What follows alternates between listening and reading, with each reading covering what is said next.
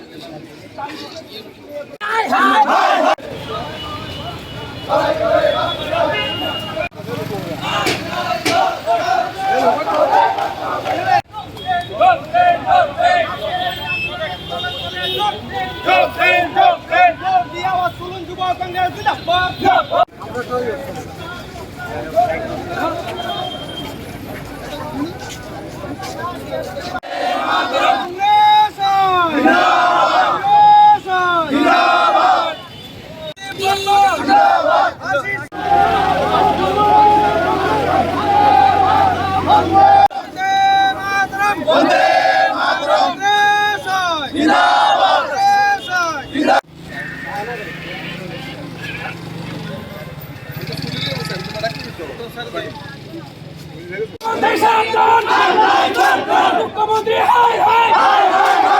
মুখ্যমন্ত্রী রেপিস্টের সরকার ভগবানের রেপিস্টের সরকার রেপিস্টের সরকার মুখ্যমন্ত্রী মুখ্যমন্ত্রী দেখুন, আপনারা দেখছেন সুশাসনের নামে সারা রাজ্যে আমাদের ত্রিপুরা রাজ্যবাসীর লক্ষ লক্ষ টাকা খরচা করে ওনারা সুশাসনের প্রচার করছেন সারা রাজ্যে ফ্ল্যাক্স লাগিয়ে। কিন্তু সুশাসনের নামে এক কুশাসন চলছে রাজ্যে। রাজ্যে প্রতিনিয়ত চারিদিকে খুন, সন্ত্রাস, ধর্ষণ, গণধর্ষণের মতো ঘটনা।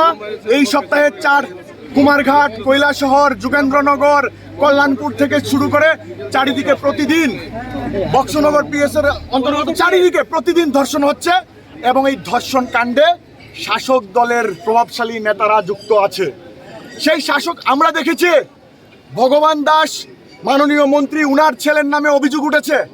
আমরা দেখেছি মাননীয় মন্ত্রী সুশান্ত চৌধুরী প্রেস মিট করে ঘটনাটাকে ধামাচাপা দেওয়ার জন্য একবার এক কথা বলছেন। মন্ত্রী বলছেন একদিন প্রথম প্রেস কনফারেন্সে উনি 27 তারিখের প্রেস কনফারেন্সে বলেছেন যে মন্ত্রীপুত্র নাকি গুয়াহাটি ছিলেন। 28 তারিখ উনি প্রেস কনফারেন্স করে বলছেন মন্ত্রীপুত্র নাকি আগরতলায় রয়েছে।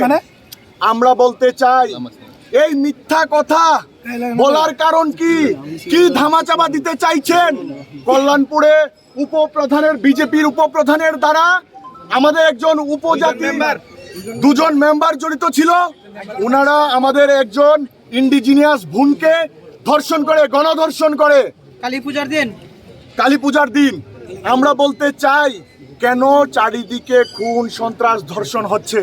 আপনারা দেখেছেন এই নতুন নগরে গুলিকাণ্ড, একটা হোটেলের মধ্যে গিয়ে আততায়ীরা গুলি চালিয়েছে। আমরা বলতে চাই এই রাজ্যে মানিক সাহা বলেছেন সুশাসনের সরকার চলছে, তাহলে কেন প্রকাশ্যে দিবালুকে মেয়েদের ধর্ষণ করা হচ্ছে, গুলি করা হচ্ছে? আমরা বলতে চাই এবং ওনার মন্ত্রীরা এই ঘটনাকে ধামাচাপা দেওয়ার জন্য ওনারা প্রেস মিট করছেন। আমরা বলতে চাই এই ধামাচাপা দেওয়ার কারণ কি? ধর্ষণকারীদের আপনারা কেন প্রশ্রয় দিচ্ছেন? কেন মদত দিচ্ছেন?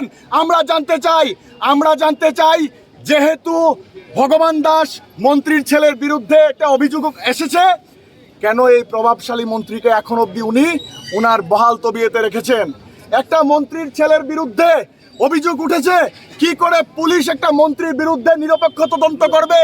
মন্ত্রী পুলিশকে প্রেসার ক্রিয়েট করে এই তদন্তকে অন্যদিকে মুড় করিয়ে দেবে। তাই আমরা বলতে চাই, মানিক সাহা যেহেতু এতদিন অবধি ভগবান দাসকে ওনার পদ থেকে রিমুভ করছেন না, আমাদের বিশ্বাস মানিক সাহা এই ঘটনার সঙ্গে যুক্ত। তাই আমরা তথাকথিত সুশাসকের নামে মানিক সাহাকে ধিক্কার জানাতে এসেছি এবং বার্তা দিতে এসেছি। যদি অবিলম্বে এই মন্ত্রীদের উনি পদত্যাগ করতে বাধ্য না করেন, উনার পদত্যাগ আমরা দাবি করছি। এবং সারা রাজ্যে মা বোনদের এবং এই রাজ্যে দাঙ্গাবাজদের বিরুদ্ধে এই রাজ্যে শান্তি প্রতিষ্ঠা করার লক্ষ্যে ভারতীয় জাতীয় কংগ্রেস, ভারতীয় যুব কংগ্রেস আমরা লড়াই করতে অঙ্গীকার করছি।